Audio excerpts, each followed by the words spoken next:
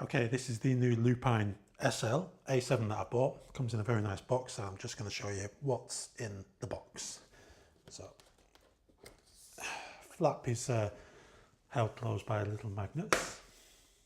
Got instruction manual up there. And just take this out. There's the contents. Let's have a look at what's inside. Selection of stickers there. I guess that's up and on the frame of the bike if you want to, or somewhere else. But let's have a look at what we've got in here. First of all, here's the light head. I'll try and get that out. It's a little bit tight, but fairly substantial unit. You can see the actual lamp head is quite proud of the unit, so you've got to be careful of scratching that. You notice you can't actually see the LED or LEDs directly. Well, you can see these ones around the ring here. They're the just the daylight mode LEDs, but the main beam of the device, you can't see anything. It's completely indirect light pointed at a reflector, so not dazzling at all. Control button on the top there, cycle through the modes, and a fairly nicely made power cable.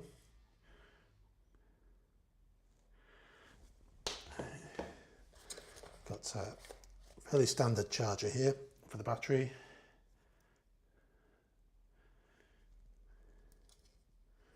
It's got a lamp on there to indicate charge level. Some tools for installing the light. That's quite a nice idea. Usually sort of scratching around for this kind of thing, but it's nice of them to include those.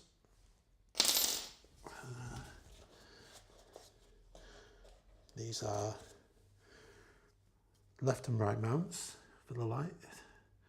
They go, I guess, they go either side of the handlebar stem, or perhaps you can just use one if you want. I think because they're plastic, I think it's designed to use both of them, to be honest.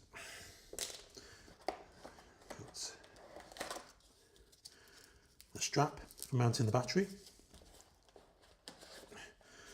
Now, there's two versions of this light. There's the A4 and the A7. I got the A7 because it's got a battery that lasts about twice as long, and I do tend to go for quite long rides, so I don't want to be left in the middle of nowhere with no decent light. I guess this strap just goes through there and mounts to wherever you care to put it on the frame. Oh, there's another one there as well. I think it would have been nice if they'd have included a longer power cable, so you could mount it perhaps under the saddle or somewhere well out of the way and just route the cables down the frame. But perhaps you can buy those as an accessory. It's got charge status.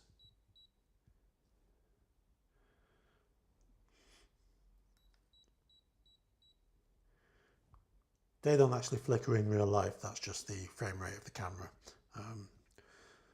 Not quite being the same as the refresh rate on the LEDs. 48 watt hours, 7.2 volts, 6.6 amp hours. And I don't think there's anything else in there. Nope. And look at the manual. In German and English, and what an excellent manual it is. I mean, how much more information could they put in there? How to install a light? Not a lot, I think. It's got absolutely everything in there. So let's put it on the bike.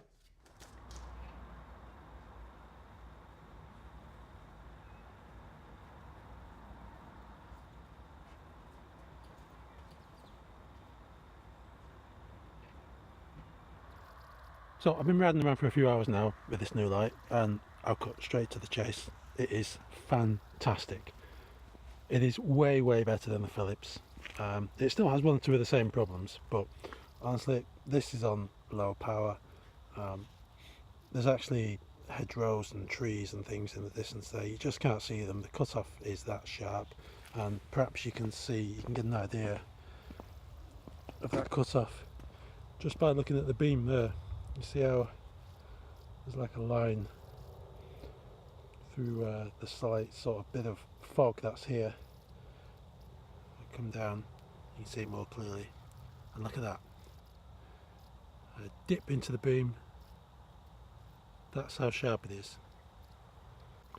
Now, I didn't bring the Phillips out tonight, that's the most obvious light to compare it with, but it's just a little bit big and a little bit too clunky for me to stick in my pocket. I don't have the room on the bars to keep it there, so instead I put the Ravemen on, and that's probably a light that more people will be familiar with in terms of beam pattern. So I'll just turn this off, and I'll turn the Ravemen on. Now that's the Ravemen in its dipped mode, so pretty good. I'll show you it in full beam.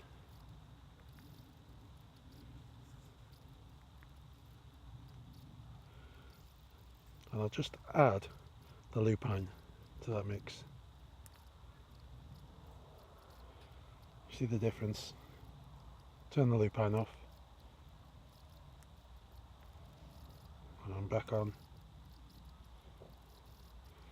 There's two power settings when the full light is on the Lupine. That's the lower, that's the higher. But I'll just turn the Ravemen off, make that a bit more obvious. Lower, higher. Not much difference between the two, and to be honest, I've been riding all night on the lower setting. It's more than adequate. One problem the Lupine does have, and the Philips Safe Ride has exactly the same problem, and other than adding lights to the side of it maybe to fill in the corners with some sort of gyroscopic mechanism to detect when the bike is leaning, I don't think there's much you can do about it. I'll show you what I mean. This is the bike straight. Now when you turn, the bike leans over, and I'm essentially cycling into that dark area there. So what I have to do is basically just slow down, unless Lupine decided to spend more money on developing some sort of system that could get around that, or maybe change the lens design so there was a load of spill to the sides, which would of course make that view a little bit weaker. I don't really see that there's much else they can do about it. Like I said, I'm just going to deal with it by slowing down. One more thing I should mention is battery life. I've got the extended battery, which the manual says is good for 3 hours on full power. I've gone for easily 3 hours now on low power, and that's still 3 dots.